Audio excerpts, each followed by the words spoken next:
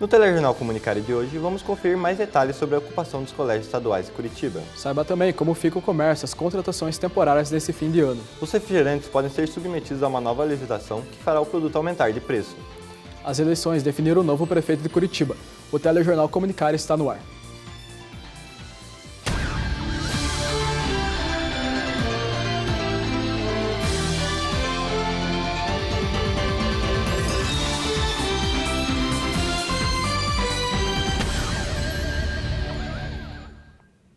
Olá, boa noite. Boa noite.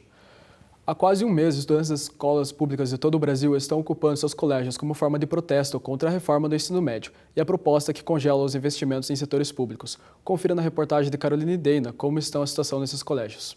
As ocupações das escolas no Paraná dividiram opiniões. Tá muito difícil pra gente, isso tá prejudicando muitos estudos, vai prejudicar muita gente, porque o Enem tá chegando e a gente não vai ter conteúdo para estudar. Os alunos que vão fazer vestibular, Enem, eles continuam estudando aqui dentro. A gente tem os aulões que a gente fala, né? E os alunos que estão no terceiro ano, eles estão aqui de boa vontade, lutando mais pelas gerações futuras do que até por nós mesmos, porque a gente vai terminar o ensino médio. Isso não vai afetar tanto assim a gente, mas as gerações futuras vão ser extremamente afetadas por isso. As ocupações do Paraná começaram no dia 3 de outubro, no Colégio Arnaldo Jansen, localizado em São José dos Pinhais. Ao total, mais de 350 mil alunos foram afetados por essas ocupações, divididos em 850 colégios. Esses são os dados fornecidos pelo movimento Ocupa Paraná. A mídia paranaense, de um modo geral, tem abordado os protestos por parte dos estudantes de forma negativa. À medida em que as críticas aumentam, os alunos nas ocupações se preocupam em expor as atividades dentro dos colégios. A gente quer que as pessoas venham e entendam que o colégio não é uma colônia de férias. Nós não estamos aqui porque é legal ocupar, porque a gente está a fim de ocupar. A gente tem uma motivação política, nós temos uma pauta a ser seguida. Eu acredito que o único caminho que nós tenhamos agora sejam, sim, as mobilizações dos estudantes. Único. Importante destacar que os alunos estão tendo aulas.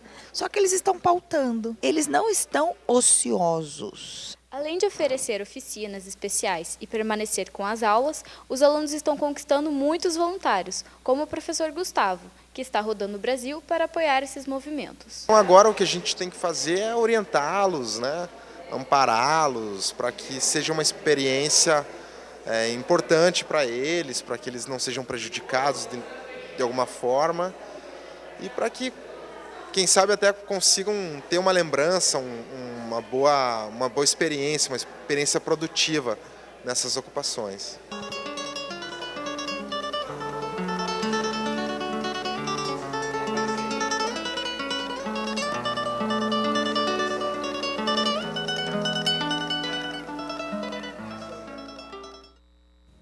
Até o fim da reportagem, apenas algumas escolas foram desocupadas, mas o movimento permanece ativo. Refletindo o cenário de crise, as vendas e contratações para esse fim de ano têm previsão de fechar em queda. Confira mais detalhes na reportagem da Ema Cristina. Portas fechadas e consumo reduzido. Encontrar pessoas circulando com sacolas no centro de Curitiba se tornou cada vez mais difícil. Com as festas de final de ano, as expectativas de venda devem aumentar. Porém, os comerciantes devem contratar menos funcionários, pois, segundo o levantamento do Serviço de Proteção ao Crédito, a inflação e a taxa alta de juros interferem nessa contratação. As datas comemorativas também trouxeram índices baixos. Esse é o terceiro ano seguido com queda de vendas. No Dia das Mães, a queda foi de um pouco mais de 16% e no Dia dos Namorados foi de 15,2%. E no Natal não será diferente. Adrian Del Ponte é um dos consumidores que não pretendem comprar muito. Pretendo comprar presentes menores e talvez só lembranças mesmo para as pessoas. Essa diminuição das vendas faz com que os empresários não contratem mais funcionários até o final do ano. Para o SPC Brasil, 84% dos empresários estão nessa situação. Esse ano a gente não vai contratar, infelizmente não. Não tem público para contratar mais gente. A pesquisa também mostra que os empresários pretendem contratar de 1 a 5 pessoas para o trabalho temporário, mas sem chance de contratação. Ao todo, estima-se que sejam criadas 27 mil vagas temporárias até o Natal. Para o estudante Vanessa Gonçalves, a melhor época para trabalhos temporários é no final do ano.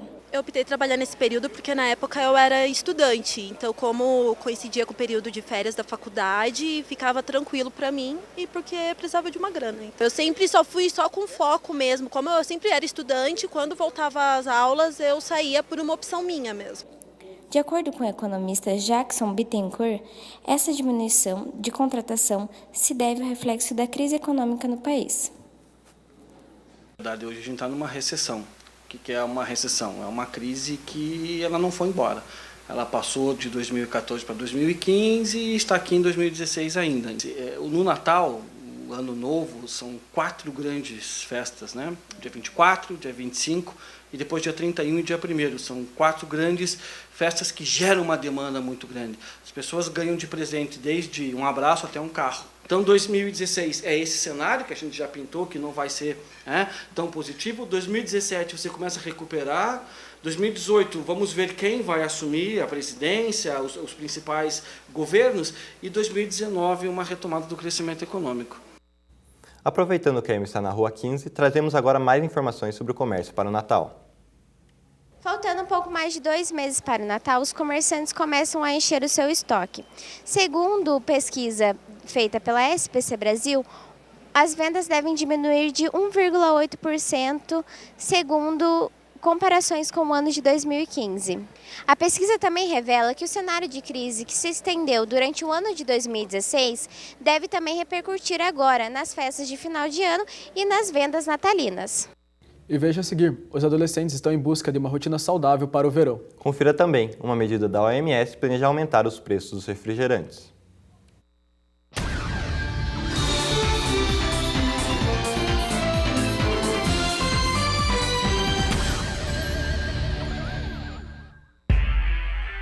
O que faz você crescer são as experiências que ganha na vida.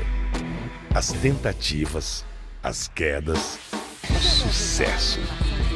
Crescer se torna inevitável e se transformar pelo caminho uma decisão. Para cada escolha, a busca de um sentido. É a época de decidir o futuro. Para cada transformação, um solo fértil.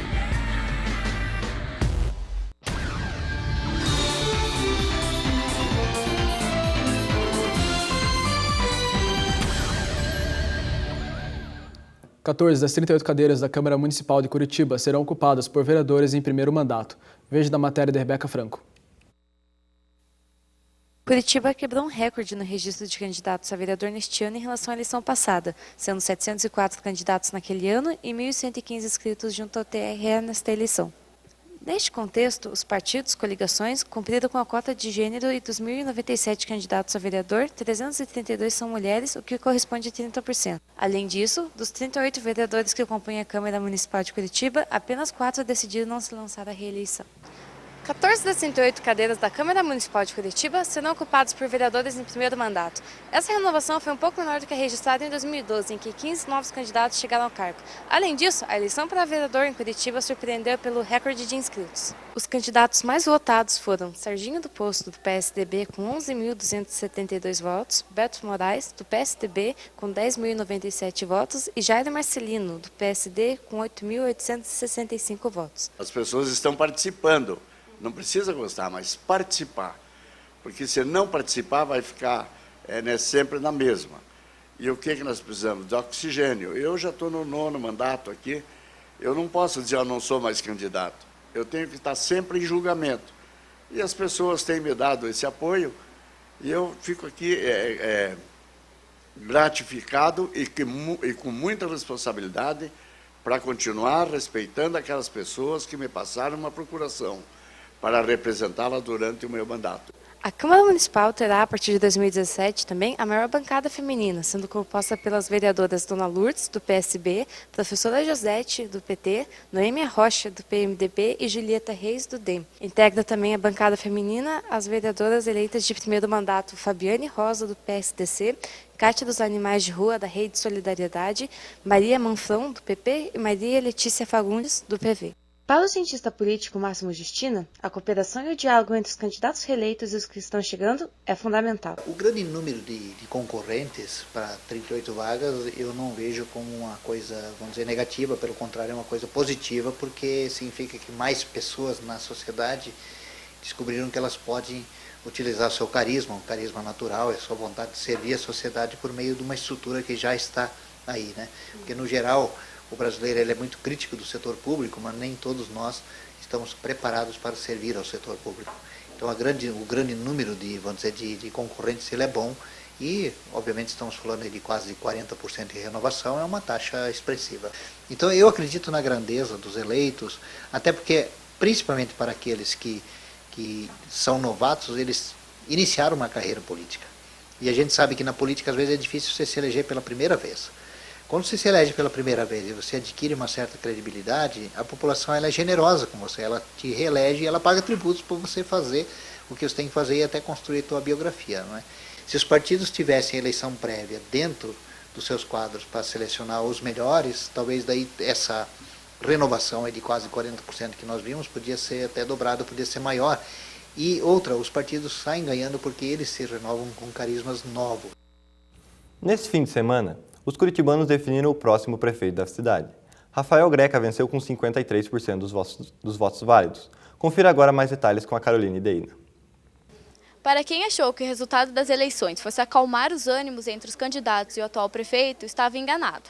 Logo depois de eleito, o candidato Rafael Greca afirmou que gostaria de começar a trabalhar nesta segunda-feira, como uma forma de provocação ao atual prefeito Gustavo Frutti. Em resposta em suas redes sociais, o atual prefeito parabenizou seu sucessor eleito e disse que estará à disposição, assim como a sua equipe, para garantir uma transição tranquila.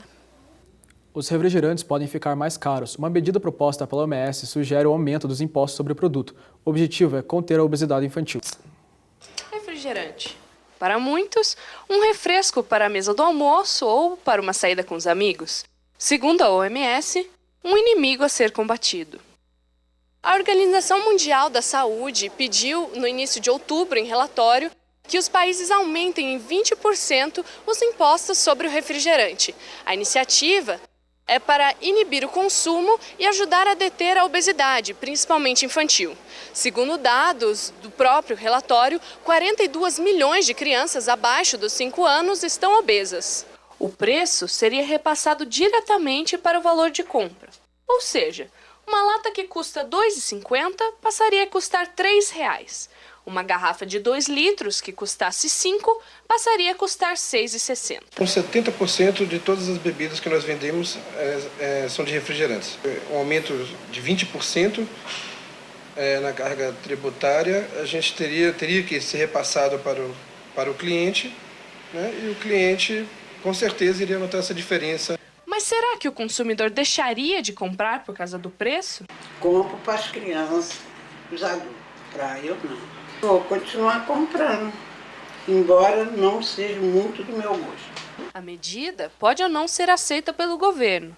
Por enquanto, é possível aproveitar sem peso no bolso, mas os malefícios da bebida permanecem. Na maioria dos casos, o problema fica entre o açúcar, né, que tem a maior quantidade, e também a questão do sódio. Como o consumo de refrigerante tem aumentado já há muitos anos, a Organização de Saúde observou que o conteúdo de açúcar está muito acima do permitido.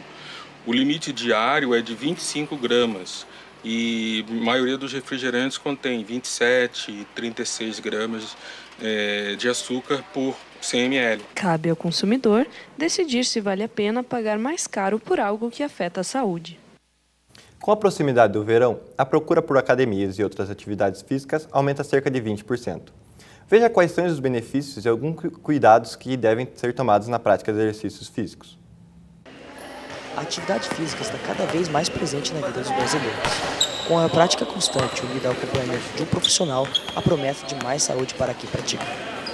Se você falar assim para tua mãe começar a caminhar hoje, ela vai colher benefícios. Mas se eu falar para tua mãe caminhar e eu puder dar para ela vários parâmetros do que é uma boa caminhada, desde a escolha da roupa, do calçado, da quantidade de atividade física, quantidade que ela vai caminhar, o percurso, se tem subida, se tem descida, com quanto ela deve começar, qual a frequência cardíaca ideal, qual a pressão arterial ideal. Então, a gente consegue deixar muito mais próximo do que é o ideal, né?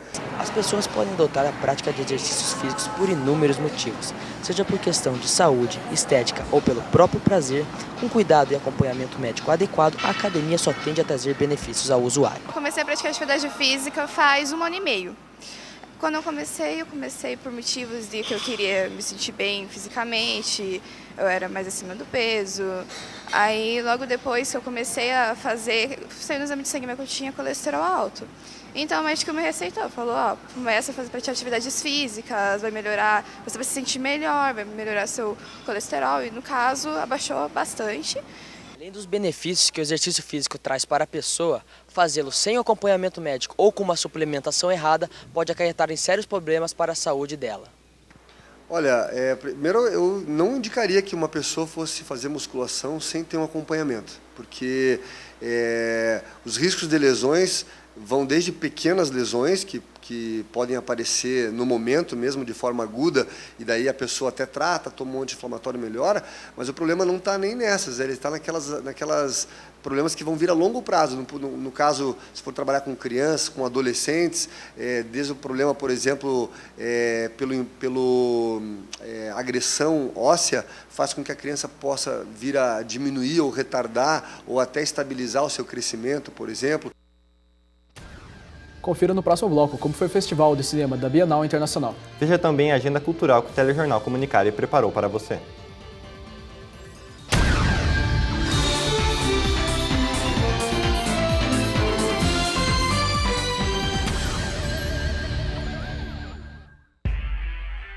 O que faz você crescer são as experiências que ganha na vida.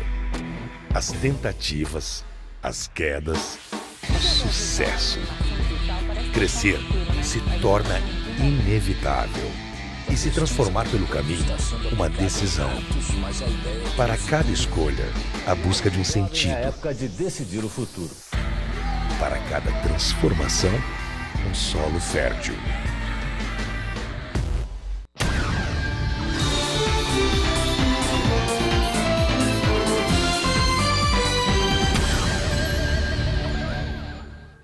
A capital paranaense recebeu em outubro o Festival de Cinema da Bienal Internacional de Curitiba.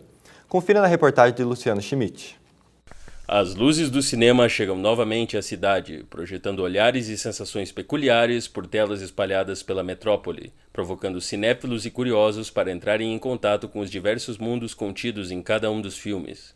Sobre o processo de seleção das obras, falamos com o curador do festival, Paulo Camargo. Que a gente realmente fez questão de buscar filmes, tanto nacionais quanto estrangeiros, que tivessem essa ideia de expressar a subjetividade dos autores, dos diretores, que fossem filmes bastante autorais e que também discutissem de uma maneira problematizada, complexa, a subjetividade dos personagens ou dos temas abordados, fossem eles em filmes ficcionais ou em documentários.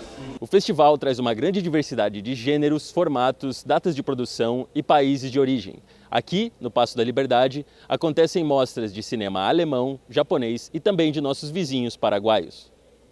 Aristeu Araújo é cineasta e coordenador do festival, e para ele é importante deixar em evidência filmes mais desconhecidos. A gente também tenta buscar cinematografias mais não tão prestigiadas. Dessa forma, é uma forma de promover um olhar que ele nem sempre está... É uma forma de trazer à cidade filmes que nem sempre vão estar disponíveis por aqui.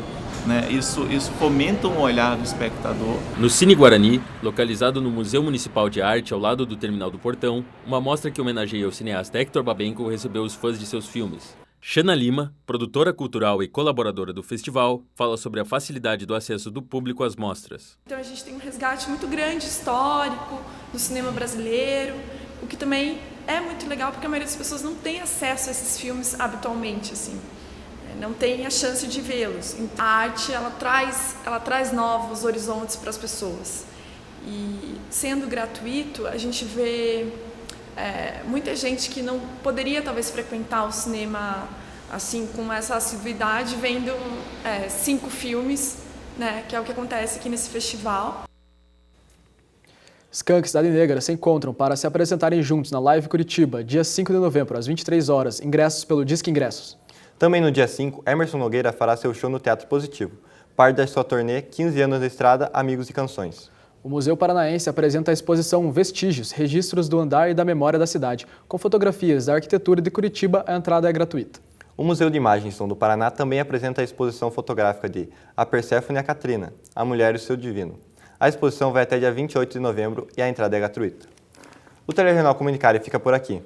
Muito obrigado pela companhia e até mais.